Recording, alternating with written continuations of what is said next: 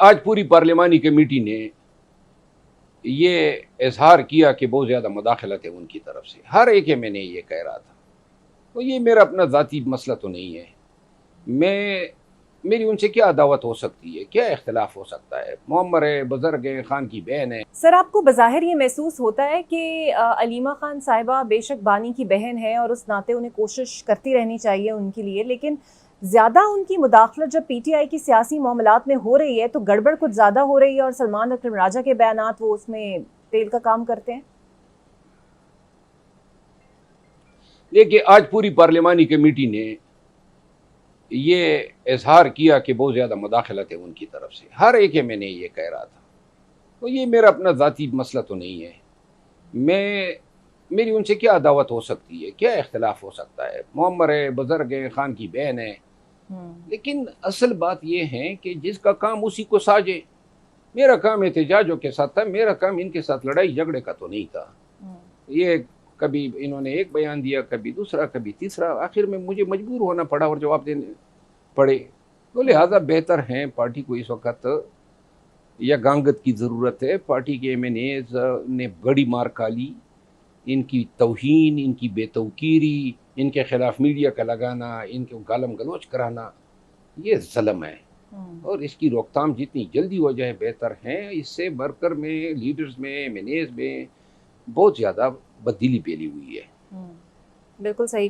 اور سر ایک آخری سوال, 27ویں ترمیم کی بہت زیادہ بازگشت ہے اور سننے میں آ رہا ہے کہ ترمیم ایسی ہوگی کہ پی ٹی آئی جو ہے وہ فارغ ہو سکتی ہے, پارلیمنٹ کی مدت بڑھ سکتی ہے, نگراں حکومت ختم ہو سکتی ہے. ایسی کچھ اطلاعات آپ تک بھی پہنچی ہیں؟ میرا خیال ہے ہم انسانی قوانین کے ذریعے قوانین فطرت کو تبدیل نہیں کر سکتے ہیں. بے شک 27ویں ترمیم ہو یا 28ویں ترمیم ہو, لیکن یہ کہنا کہ ان قوانین کے ذریعے انسانوں کے اکٹھ پر مبنی ایک سیاسی پارٹی جو فی الوقت پاکستان میں مقبول ترین ہے, اس کو یہ ختم کر پائیں گے, اس کا مطلب یہ ہے کہ ان کروڑوں لوگوں کو پھر ختم کرنا ہوگا, جو ممکن ہی نہیں ہے.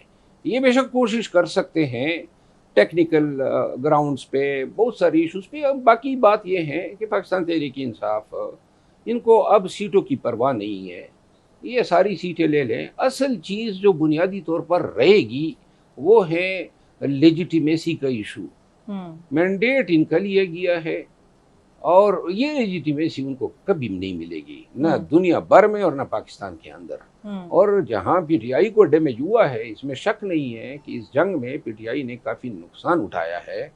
خان ابھی تک جیل میں ہے, لیکن اگر دوسری سائڈ کے نقصانات کا آپ اندازہ کر لیں تو لوگوں کی تو سیاست ہی دریا برد ہو گئی ہے. اور آپ یہ دیکھیں, لوگوں نے اپنے ریپوٹیشن کی شکل میں بہت کچھ کھویا ہے. ایک لوگوں کی سوچ ہی نہیں پیدا ہوئی ہے. بہت نئی چیزیں آشکارا ہوئی ہیں. پاکستان کا یہ چہرہ کبھی کسی نے تصور ہی نہیں کیا تھا. تو لہذا اگر خان یا خان کی پارٹی نے تکلیف اٹھائی ہے تو دوسری سائڈ پر بھی ایسے مسائل, ایسے تکلیف اور نقصانات ان کو اٹھانے پڑے ہیں کہ میرا خیال ہے کہ اگر کمپیریزن کرایا جائے تو پی ٹی آئی کے نقصانات کم ہیں اور دوسری سائڈ کے زیادہ ہیں.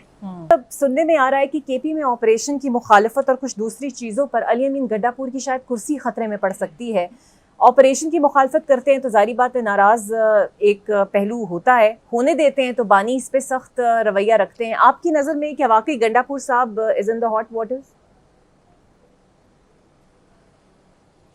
نہیں, ویسی کسی نے خبر اڑائی ہے. میں یہ سمجھتا ہوں کہ لا اینڈ آرڈر کے معاملات پر خیبر پختونخوا کی حکومت اور جو کور کمانڈر ہیں وہ سیم پیج پہ ہیں, بڑی انڈرسٹینڈنگ ہے اور ایک دوسرے کے ساتھ ملک کے اور عوام کے مفاد میں بڑی کوآپریشن کر رہے ہیں. یہ ویسے ہی کوئی بے پر کی اڑا رہا ہے کہ جہاں تک آپریشن ہیں, اگر کوئی گولہ مارٹر گولہ بے گناہ لوگوں کو شہید کرتا ہے, دیکھیے وہ آپریشن کہ جی آپ اضلاع خالی کریں, دیہات خالی کریں, وہ آپریشن نہ انڈر کنسیڈریشن ہے. البتہ یہ جو چھوٹی چھوٹی جڑپیں ہیں جہاں انہوں نے امبوش کیا یا انہوں نے ان کو امبوش کیا, یہ تو چلتا رہے گا, اس کی تو کوئی روک تھام نہیں ہو سکتی ہے. بالکل صحیح. اور بیرسٹر گوہر کے ساتھ آج کل آپ میڈیا ٹاک بھی کر رہے تھے، تحریک انصاف کے بارے میں تو ہمیشہ ہی آپ ایک اچھا پہلو بتاتے بھی ہیں اور آپ کا دل بھی دکھتا ہے. سو آپ کو لگتا ہے آپ کے لیے کوئی لابنگ بھی ہو رہی ہے کہ آپ کو واپس لایا جائے اور کارکن آپ کو دیکھنا بھی چاہتا ہے پی ٹی آئی کے اندر؟ دیکھیے آج جو یہ ریزولوشن پاس کی ہے پارلیمانی پارٹی نے کہ مربت کو واپس لیا جائے، اور اس ریزولوشن کے پاس ہونے سے قبل مجھے بلایا، محترم محمود خانہ چکزئی صاحب بھی موجود تھے، اسد قیصر صاحب بھی تھے، بیرسٹر گوہر صاحب. وہاں میں نے یہی اپنا معاملہ ان کے سامنے رکھا. میں نے کہا میں آپ میں سے بہت ساروں کا وکیل رہا ہوں، آپ میں سے ہر ایک کے حلقے میں تقریباً کمپین کے لیے کیا ہوں، اور مجھے کوئی آپ بتا دینا کہ کہاں پہ میں نے کوئی غلطی کی ہے. تو لہٰذا ان سب نے کہا کہ نہیں آپ کے ساتھ زیادتی ہوئی ہے، لیکن آپ اپنی زبان کو لگام دیں. اب زبان کو لگام کس طرح میں دے سکتا ہوں کہ جس دوسری سائڈ سے کبھی ایک رؤف حسن آ جاتا ہے، کبھی امت خان آ جاتا تھا، کبھی سلمان اکرم راج آ جاتے تھے، کبھی محترمہ علیمہ خانم آ جاتی ہے، یہ بیان داغیں گے، میں خاموش بیٹھا رہوں گا؟ یہ تو مجھ سے ممکن ہی نہیں ہے. تو آج بھی میں نے کہا میری یہ بیماری ہے، اور اگر اس بیماری سمیت آپ لوگ ایکسیپٹ کرتے ہیں تو میں حاضر ہوں. لیکن یہ نہیں ہو سکتا ہے کہ کوئی میرے خلاف پارٹی میں لینے کے بعد میرے خلاف بیان دے گا تو پھر وہی جھگڑا ہوگا کہ ڈسپلن ہے. تو میں نے کہا اسے بہتر ہے کہ میں باہر ہی اچھا ہوں. ہاں البتہ اگر بیماریوں سمیت قبول کرتے ہیں تو آئندہ اگر کوئی پارٹی کے اندر بولے گا.